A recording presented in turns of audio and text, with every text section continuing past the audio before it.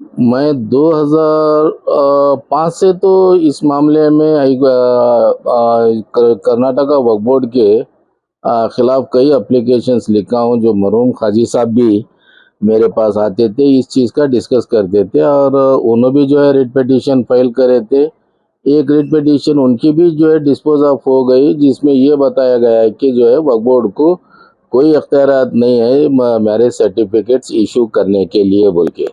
आप जो writ petition file करे हैं, मतलब जो लेटर जो है हाई कोर्ट के चीफ जस्टिस को दिए हैं, उसको रिट पिटीशन में कन्वर्ट करे हैं। ये बड़ी अच्छी बात है और उनका उन सही इस पे जा रहे हैं। उनका मकसद ये है कि जबकि वक्फ एक्ट 1995 आया और उससे पहले जो वक्फ एक्ट 1954 था, उसमें कहीं भी जो है काजियों के ताल्लुक से जिक्र नहीं है। और वक्फ बोर्ड का यही जिक्र है कि जो प्रॉपर्टीज़ हैं, वक्फ प्रॉपर्टीज़ हैं, जिसमें मशरूतुल खिदमत प्रॉपर्टीज़ है, उसके बारे में कुछ अमेंडमेंट करके जो है उसी के तहत जो है अब तक जो है उन्होंने फाइट कर रहे हैं। लेकिन ऐसा हो गया है कि कर्नाटका स्टेट वक्फ बोर्ड का जैसे ही कोई भी चीज़ अगर मिलती है, फ्री में मिलती है, मुफ्त में मिलती है, तो फौरी जो है उसको ग्रैब करके जो है उसमें अमल में लाने की कोशिश करते हैं। और इस ताल्लुक से अब तक जो ज़मीर अहमद खान का जो ये चल रहा है, पहल चल रहा है, जिसमें जेसीपी के सामने भी जो है मैटर है और अमित शाह भी जो है डायरेक्शन दिए कि जो है नेक्स्ट वीक में वक्फ एक्ट को ही ख़त्म करके नया वक्फ एक्ट लाएंगे या वक्फ अमेंडमेंट एक्ट करेंगे बोल के।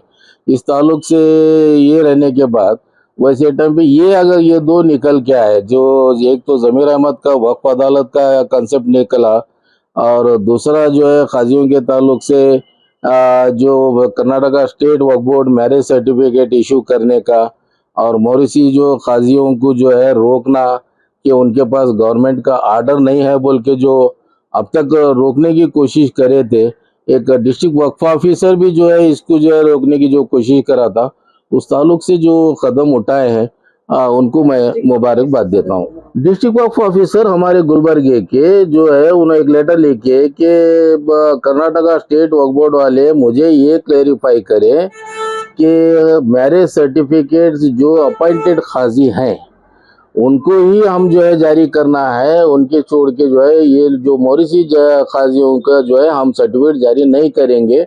उस ताल्लुक से हमारे को डायरेक्शन दो बोल को लेटर लिखे थे, हम उसका ऑब्जेक्शन भी दिए थे। तो हमारा ये कहना था कि डिस्ट्रिक्ट वक्फ ऑफिसर जो है, एक मामूली डिस्ट्रिक्ट वक्फ ऑफिसर भी ये पूछता है कि मैरिज सर्टिफिकेट इशू करने के लिए हमारे को जो स्टेट वक्फ बोर्ड से परमिशन लेना पड़ता है या तो उसको क्लैरिफिकेशन पूछता है, तो ये चीज़ें गलत हैं। जबकि वक्फ एक्ट में ही जो है मैरिज का कोई कंसेप्ट ही नहीं है, डेफिनेशन ही नहीं है। तो उस सिलसिले में जो है वक्फ बोर्ड को इतना दिलचस्पी लेके काम करना गलत है बोल के। अल्टरनेटिव ऑप्शन बोल के नहीं है, ये परमानेंट सोल्यूशन है। गलती लोगों में क्या हो रही है कि काजी एक्ट 1880 जो रिपील हुआ, उसके बाद में जो है काजियों का कोई मुकाम नहीं है बोल के। लेकिन सबसे बड़ी गलती गवर्नमेंट इसमें कर रही है। सेक्शन 2 में देखिए, खास करके उसमें ये बताया गया है कि additional qazis to be appointed. मकसद उसमें ये था कि qazis are already performing their services. अगर कोई मोहम्मदन प्रिंसिपल मोहम्मदन्स को ये हो गया कि तकलीफ होने लगी कि एक काजी रहने के बाद उनसे जो है पूरे जो है मैरिजेस नहीं हो रहे, तो उस टाइम पे जो है एडिशनल काजीज को अपॉइंट करना, खास करके जो है प्रिंसिपल मोहम्मदन्स एप्लीकेशन दिए तो बोल को, इस तरीके से जो है वो एक्ट में बताया गया था।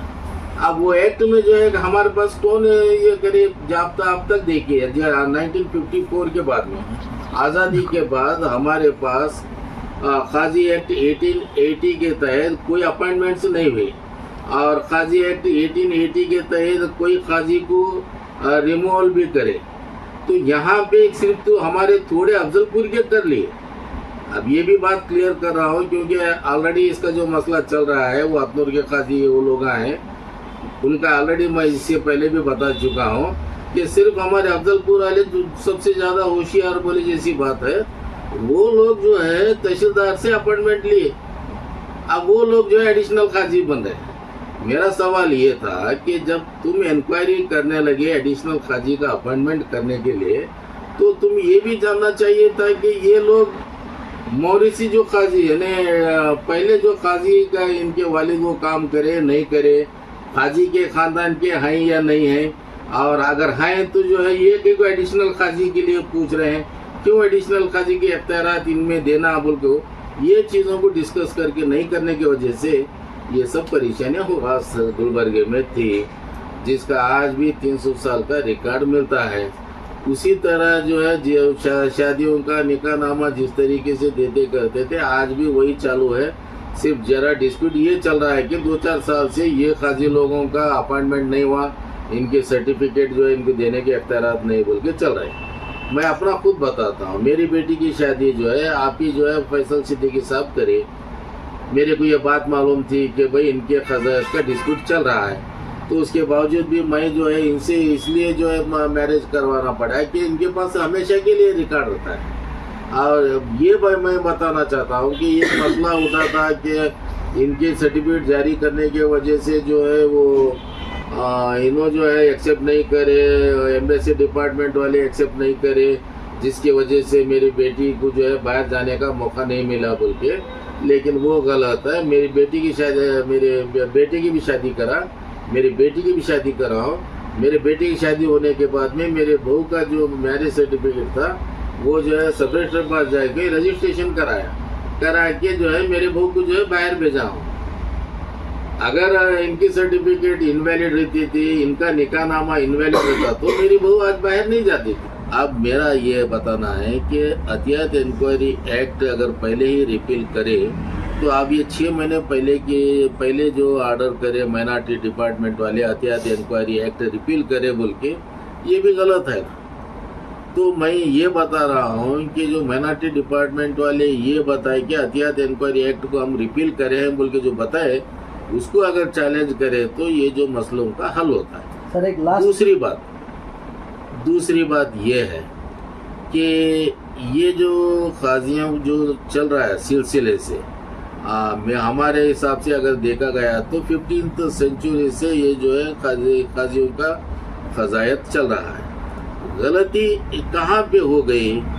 गलती जैसे 1995 वक्फ एक्ट में और 1954 के वक्फ एक्ट में गलती ये हो गई कि ग्रांट्स इंक्लूडिंग मशरूतुल खिदमत इंक्लूडिंग ग्रांट्स बोल के जो अमेंडमेंट लाए, वहाँ पे सबसे बड़ी गलती हो गई।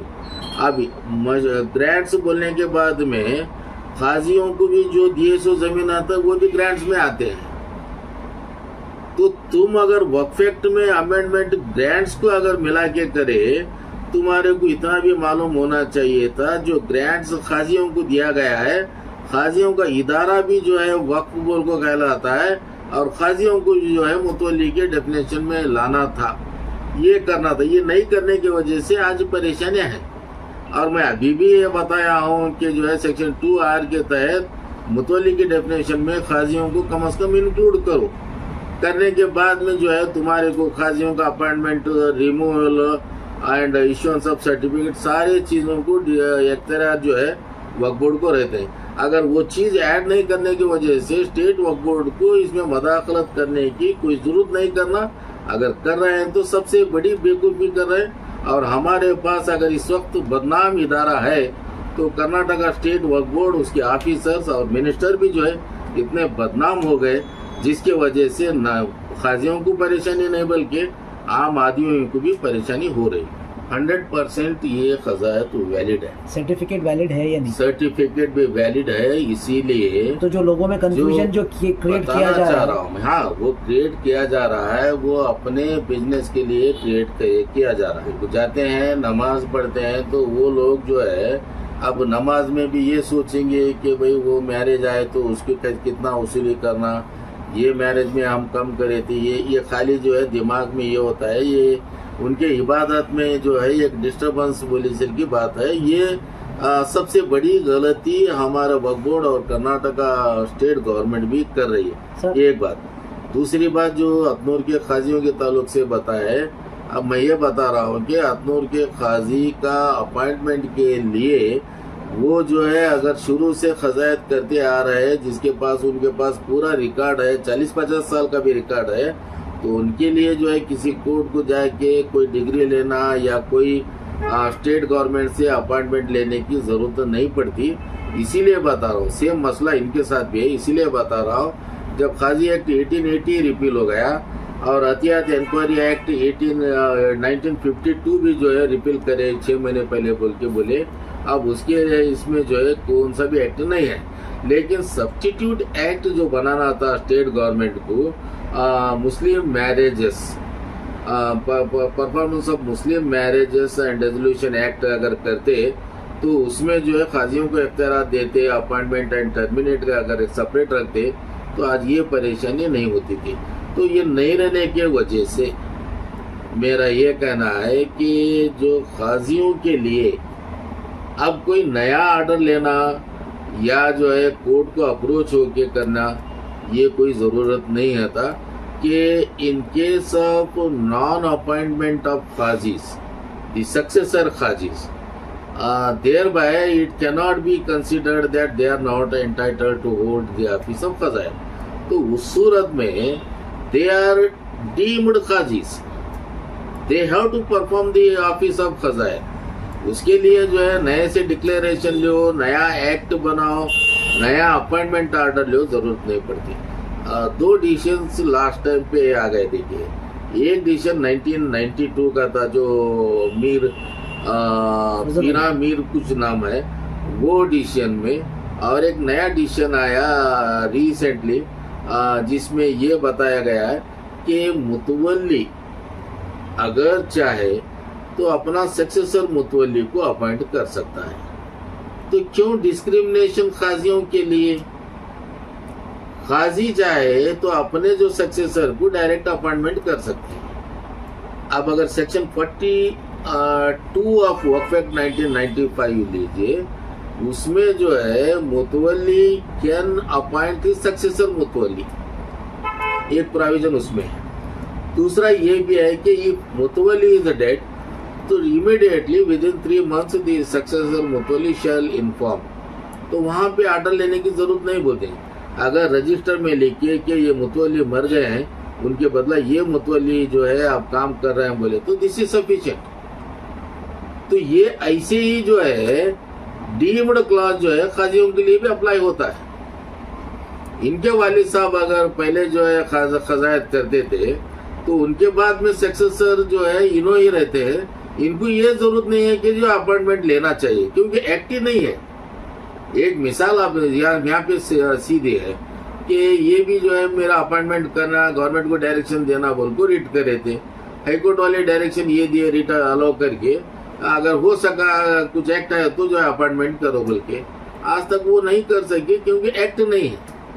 ऐसा नहीं है कि जो सीपीसी में इनहेरेंट पावर्स कोर्ट को हैं, जो चाहे कर सकते हैं, जहाँ पे कोई कानून नहीं है तो वो कानून बना सकते हैं, वैसा जो है गवर्नमेंट को इनहेरेंट पावर्स में नहीं आती है बात। लिहाजा मेरा ये कहना है कि इनको जो है अगर डिक्लेरेशन अगर दावा भी डाले, ये बताए कि जो है hereditary where the hereditary qazis and the qazis appointed by the government by the tahsildar under the Qazi Act 1880 is not applicable and it is also repealed, thereby they cannot interfere in my administration of खजायत बोल के अगर बोले और वक्फ board को भी party बनाई। ऐसा भी नहीं है कि वक्फ बोर्ड को पार्टी नहीं बनाए बोल के नहीं है। ये भी बात नहीं है कि वक्फ बोर्ड को कभी जो है इन चीज़ों को जो है आप देखो बोल के नहीं बोले बोल की भी बात नहीं है। लेकिन बात अगर ये देखा गया तो कानून में अगर वो गुंजाइश नहीं है तो वक्फ बोर्ड को इससे बहुत दूर रखना चाहिए। यही सही जो है ये हो सकता है बोलिए सोल्यूशन।